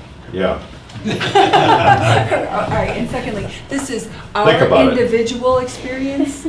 Well, Or- you're not one of these agencies, but you can be the public. Mhm. So you can think of it from your standpoint. What, besides, you know, dealing with the CARD group, are there any other information flows that you have to deal with in your job as CARD secretary?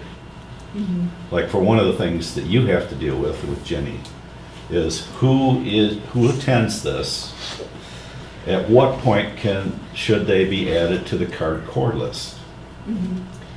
And I don't think like Rita mentioned earlier about having a notice about videoing, we probably should have a rule about who can be on the CARD core list. See, now we're getting into separate groups, and some people are notified about certain things and others aren't. It's getting. Well, but on the other complicated. hand, it's self-regulating. I'm sure that the couple hundred people that are on the big list don't want to be done every time I want to send out some information in between CARD meetings in preparation for the next CARD meeting, because they don't come to CARD meetings, some of those people. So the people that come to CARD meetings probably want to be in CARD core, so they can come to the meeting prepared with some of the email information that we exchange in between meetings. And if you don't want to be hit every time there's an email, you might want a daily digest or a weekly digest, and you can control that. Or you can just be removed from the list. So it has to have some clear guidelines of how to get on or not be on the list. And I Right. guess have it made aware for those who, Right. My default So it's not a position on it secret. was, you've been to a meeting in the last year. Simple as that. And if you don't want to be on the list, then you basically ignore the request. So, is anybody here not on the CARD core list? I don't think Dan Hamill's on the CARD core list. Well, that's another issue.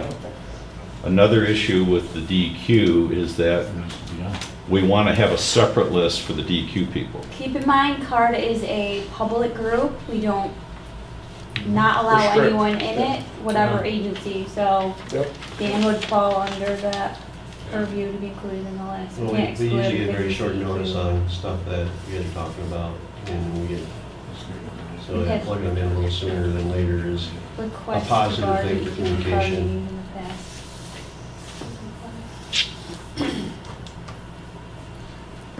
Maybe we should have that be an agenda item for the July meeting about purpose and membership of the CARD core list. Is there anybody here who don't think, who isn't on the card core list, or they don't think they are but would like to be? Yeah, I don't think that they are. Okay, chance of me. Okay. Right. I mean, this should be just a routine thing to take the sign-up list, and anybody that's not on the card core list, invite them. But I agree that the DEQ should be allowed to be part of that. Now, maybe if there's something aside from CARD, private individuals want to talk about stuff, that would be But one who on the thing. DEQ? Like, when we send out things, do we want to go all the way up the chain? No, just go to Dan who comes No, to the Dan and regular Dan meeting. decided to just end up the chain. Hamill's the communication Yeah, hub, he's the so it's- person who's in contact. Just go up the chain and ask them at some senior management level, is there somebody you would like to be in your organization to be notified of a card meeting? One person? And Do you think they get it's, stuck. it should just be Somebody Hamill's? gets, somebody gets the assignment. I- Yeah. You don't have to send it to Well, and everybody. he can use his discretion about individual messages, like where they need to go. Right, he can run them up the food chain at DEQ if he thinks it's. Yeah. The chain of, the command in DEQ is complicated, it changes a lot, and you guys don't need to try to be. Up to date on all that. Dan will figure that out. Well, actually, yeah, so we might have to, if Dan's position changes, then we would substitute Yeah. another person. in Just there. like when Sybil was doing it, Sybil was, Right. connected and got information, and now, Dan has been kind of out of the loop a little bit. So bringing him back in the loop will be real helpful. And that's not to say you can't include other people on an email. It's just that it's a lot easier to say card core once, and you know it's gonna go everybody who's a card participant. And then you might also CC Kevin or Mitch or somebody or Jerry, Yeah, if you know that it's gonna relate to their bailiwick. yeah, or, whatever else is going on, yeah. Right. And the other thing, we need to know who's on card core lists so that when somebody's mailing to it, they know who it's gonna be sent to. Like, this is gonna go to Dan Hamill, so therefore you might not wanna say something that relates to how bad the DEQ's doing or Be something. polite to everybody, Roger, it's a good way to start. No, but, so there's a way to do that. I've done this with another group where, there's a list of who is there with full information, if you're a member, but then the general public can look and see, or, just the name of who's on the list, so that you know. And the way it works is that if you send to it, certain people can send directly, other people are moderated. So we can't have the public just spamming people, for instance, by using that card core at Google Groups. So it does get alerted to anybody who's a manager of the group. And so that's a way that keeps the volume of emails going out to a reasonable number. We don't get unnecessary emails sent. All right, we're getting down there time-wise, so I want to get through the rest of the agenda items, and I do think we might have a short DEQ update when we get there, but Kevin doesn't know yet. All right, meaningful near surface groundwater testing inside city limits. Yeah. Vince? Yeah, so I think Dan McNeil sent out a good review of why we should have more detailed near surface water testing. I would like to support his request, and I think we need to make sure that homeowners know what risks they're facing. Real estate agents now are asking for water samples testing. Not in the house? No. Okay. Around the house. And I think it's important that we get a handle on where this exposure is going and how fast it's moving. I don't think we have that process in hand now, and we need to move in that direction. I think it's clear there's exposures potentially down the line, and it may not be that. I mean, we're at over 1,000 part per billion at the Vets Park, and it's like 11 blocks down. We find it at West Park and 8th Street. So I think, those are low levels at West Park. But this was not on the radar, and I think it needs to be.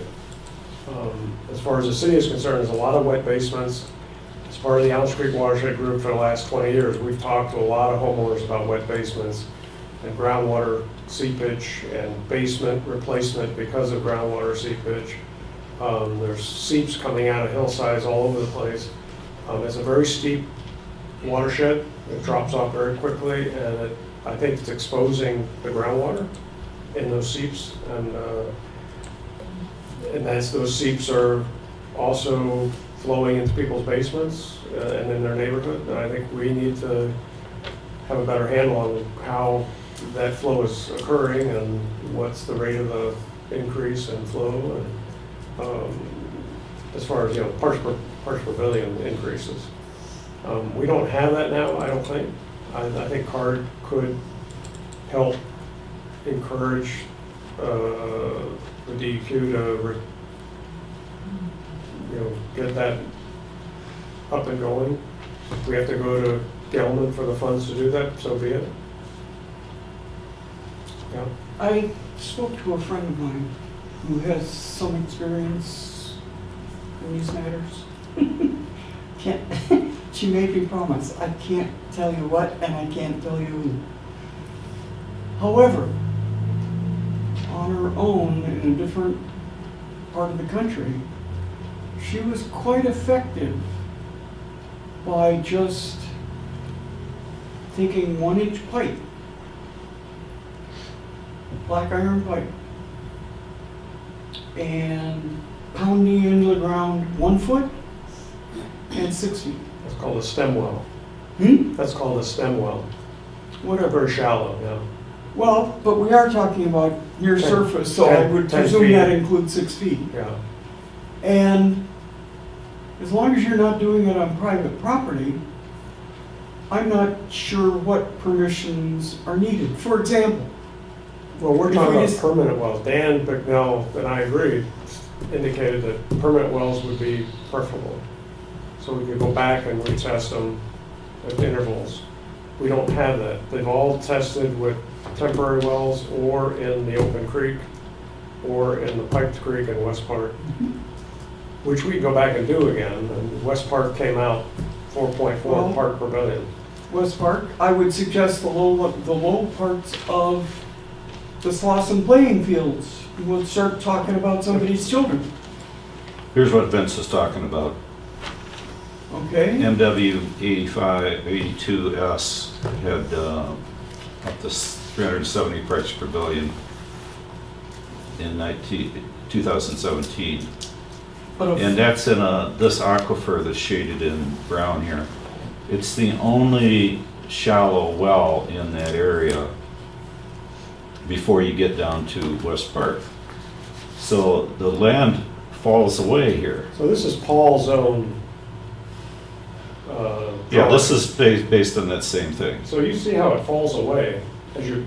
It's a very steep watershed. That's why we have very flashy flood issues, because it drops off very quickly, and it cuts like a layer cake. So you're cutting away and you're exposing these different layers, and these are groundwater flows, and so they're finding 4 part per billion, 2 part, 3 part per billion down here.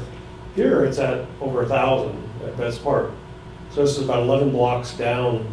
And so here you can see where there's homes, they could be exposed in their basements to groundwater that's contaminated. And Larry Lemke, who's the geologist who's worked on this for forever, who's a chair at Wayne State or at Central Michigan now, but it's probably already in the creek, it's probably, and we found it in the creek, it's already in the basement, it's probably already in the basement. And I think we need to, have Gelman, through the DEQ, start monitoring this more effectively. You said that the realtors are requiring the test to be done for a transaction, right? Some realtors, when there's a real estate transaction, testing. I'm sorry? You had mentioned a little earlier, realtors are requiring testing. Yes, not all of them, but Sure, there are some. some realtors, in fact, we've had people come up to our table at these green fair meetings or whatever and say that, as well as people who ask me about it. So yeah, realtors are now asking. So what happens to that data? I don't know, probably nothing. And is that data, could it be helpful? I would imagine, it depends who's doing the test. It may not be a control test, it may not be, I don't know if we can, it's they're paying for it, so I'm not sure we can. Sure. But maybe through the Ann Arbor Board of Realtors, Yeah, they could we could approach them. encourage. Yeah, we could approach them and ask them to aggregate that and provide it. The county always asks whether surface water, groundwater, your drinking water well, if you sample something, we like the results. So, we can't require them, but we do request residents when they come in and inquire about sampling on their own dime. So that you- we provided a copy of the results. Yeah, the county actually has presented to real When I estate. talk to them, and it's in our documents we send out too, we have our fact sheet on the CAR website, but I'll review it, and I don't know. Yeah. There's a lot of motives that, in that idea, that frankly set off some alarms in my head. So I gotta move things Ann Arbor does forward. not want to know that there's dioxin in high bucks subdivisions I wanna know. that they're charged. They don't. I want to know. But the city itself does not. I don't know if that's true. A We're real not gonna argue about what the city Yeah, does or that's- doesn't want. that's- I agree. can't. I agree. We do that. That's a We have no-brainer. 10 minutes left. and we're- Mike, do you want to? Things, so the action item here is to put together a document requesting additional. Dan has already years of put that water. together. I think what we could do as a card group is support his write-up. I think he's got a lot of good points there. There may be some quibbling issues with a couple of things he's written in there. I don't see very many, if any. But we could discuss that at the next meeting maybe, and I don't, CARD could do the process of saying, we support this. It's not just Dan Bicknell on his own. And I think he did a lot of work on that, and he's got a couple other write-ups he's submitted since. But I think that one's an important one. I think he's got a good point that it needs to be systematic, and it needs to be permanent, and it needs to get started as soon as possible. Yeah, along those lines, I've updated this residual map that shows where groundwater is close to the surface. Turns out there were some bubbles up the line here I'm sure along there the is, Gelman Creek. but nobody knows. So this is probably already in the 85 parts per billion within 10 feet of the surface. So I know that the. If you go back all the way, Yeah. this drain goes all the way back to like Kmart Shopping Center. Yep, yep. So this 4 parts per billion they found down here at RL8, near RL8, where did that come from? Did it come from here? Or was it somehow from all the way back up here? More likely it's where the drain is close to the, to the deeper concentrations, but we don't know. Well, the reason I asked Dan to test that site, that was easy, although he said it was kind of hard getting down and actually taking the sample because it's 10 feet down, I guess. But I know from the former drain staff member that that pipe picks up a lot of groundwater to reduce the erosion of the roadway and foundations. So in a drought, you can walk into West Park and there's a great. Yeah, we've stand on heard this top of the before, grate. yeah. You can hear the water running, It's but we don't know like- where that water's coming from, how far upgraded When it it's, is. when it's running in a drought. So how would you it's find, probably how would you find where that 4 parts per billion came Well, from? you So I know the take some DEQ has samples. already said in past meetings they're gonna do additional investigations this summer during periods of low flow and But they're within the not, Allen Creek but drain they're not system. permanent and they're not. Well, that would be an investigation, just All right. additional. So we need to move forward because I know people want to hear about the next agenda item because I don't even know. I've never heard about this. 5 minutes. 3H, yeah, that was also Vince. Oh, yeah, so WUOM, we go online, WUOM did a interview of 2 environmentalists recently, this past month. One was Sybil Colon, who used to be the manager for this contaminated site with the DEQ. She's a DEQ former staffer, retired not that long ago. Project manager prior to Dan Hamel. So she was interviewed on UOM and issues of the environment. If you go in and just type in Sybil Colon, you'll find it. Or you go to We have a link to it on SRSW. There's a link on our site too, Alice Creek Watershed Group. But she says, basically the DEQ staff are being driven by way too much political influence, in her opinion. And that she says, I don't know what I could have done to get things done differently. I tried everything I could think of, and I could not get the DEQ to do things that I thought should be done. And she was very concerned about that. She said the DEQ has now become much more politicized than when she started and worked for a number of years. It's just gotten, she says sounds like it's way beyond acceptable, the political influences the DEQ has. I think that's something EPA should be aware of. I should forward it to Burkhoff and say, this is an insider who worked on this site, who recently retired and has this opinion of what's going on with the DEQ. And I think that's material to his decision whether the EPA gets involved or not. So is that one Couldn't we say the same interview? thing about the EPA? Yeah. Well, the other interview was with the director of flow for the love of water, who has been in Michigan environmental circles for a long time, very well-respected scientist, and he talks about in his interview, the one prior to Sybil, I think it was a week before they did Sybil, he talks about how these sites now in Michigan have become zombie pollution sites, where the pollution comes out of the ground, willy-nilly. You don't know where it's going to come out, because now we have Part 201, which just requires isolating, quote-unquote, the contaminant. You can pave it over, you can fence it in, if you contain it, supposedly on site. And Sybil made this point too. Once it's in the groundwater, her point in that interview is that you don't know where it's going. It's very hard to control. She thinks that shouldn't be allowed. That should not be allowed to happen. And you get the same from the director of flow. So what's the point? What do we do about it? I think we need to pass this information on to the EPA. Maybe get some. You realize, of course, that Michigan's DEQ might be the model for the new EPA. Oh, with that board that Well, that too. Jim, what it is we can take so long to be. Well, there was an interview in Washington Post with Pruitt after he took office, and he said if there is a responsible party, he's not going to step in the way of that, of cleanup. He says he's got a lot of sites in his home state. He's very concerned about it. He's getting a lot of pressure.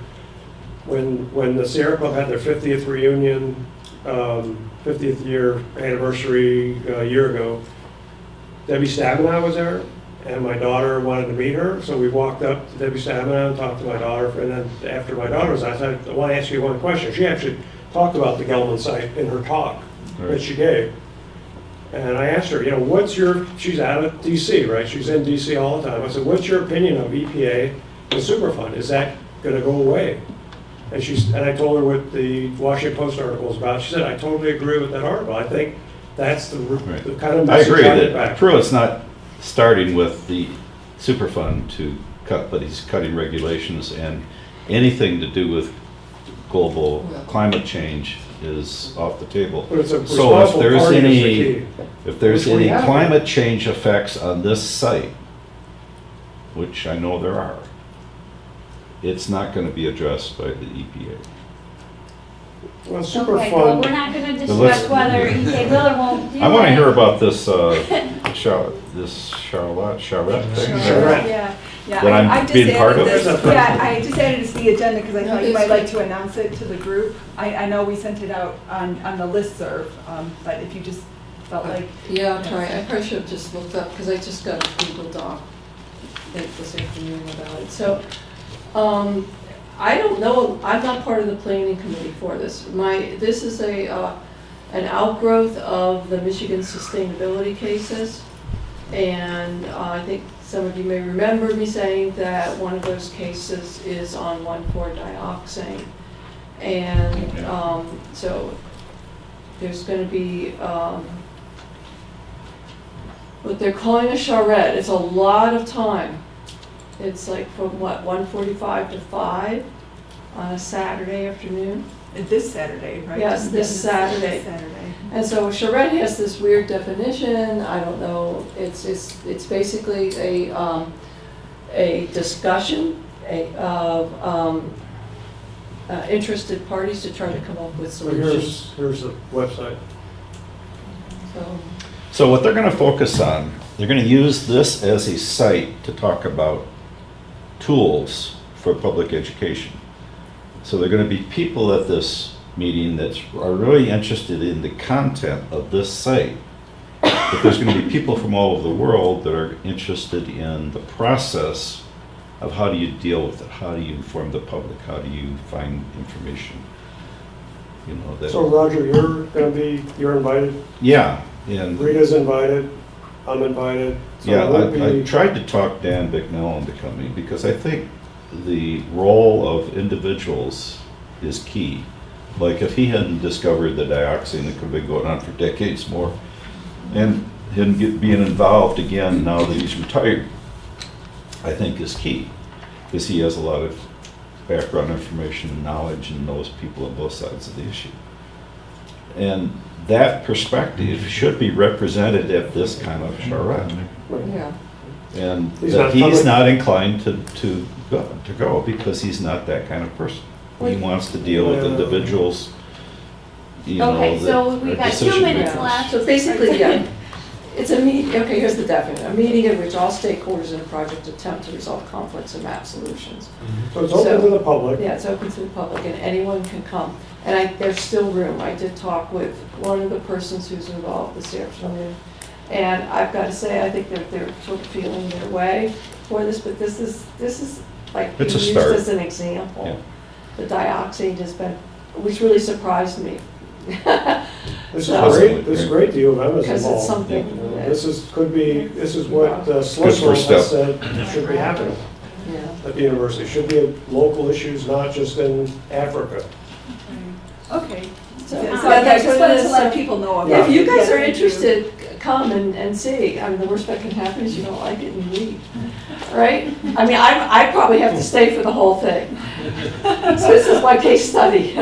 I was one of the co-developers, so, you know, but you guys could leave if you don't like it. And it will be videoed, I think, right? It is going to be videotaped. And the answer to And I don't that have to do it, question so that's- came because of an inquiry to Shauna's email out to the list, which evidently includes somebody in Israel. Somebody So on the Israel card- has a huge 1,4-dioxane problem, Yeah. according to this scientist. And there's somebody from India or Yeah. Pakistan coming. Yeah, so it's really sort of interesting. It'll be interesting to see what shakes out from this. I think it's a little bit, you know, it's something I've certainly never done before. Charrettes are common in architecture and planning. So It's this so is they kind have of- food. So should we send an email out, a notice? No, they haven't, they've gotten it. I don't know if I got it from you guys or from all Oh, the the other card- the things. card- I sent it out to the card core But, group, I think. I signed It also went out to the whole card list. Yeah. Okay, Okay. that's Yes. probably Okay, how I because this is signed what it. people want, Rita to sign asked- up. Yeah. They'd like to know these larger. And it was And you don't have easy. to register, by the way. You can just show up. Right. So if it's Great, raining. Thanks for sending it out. and your curiosity got the best of you. I think they were supposed Roger to Reed. provide some handouts for our table.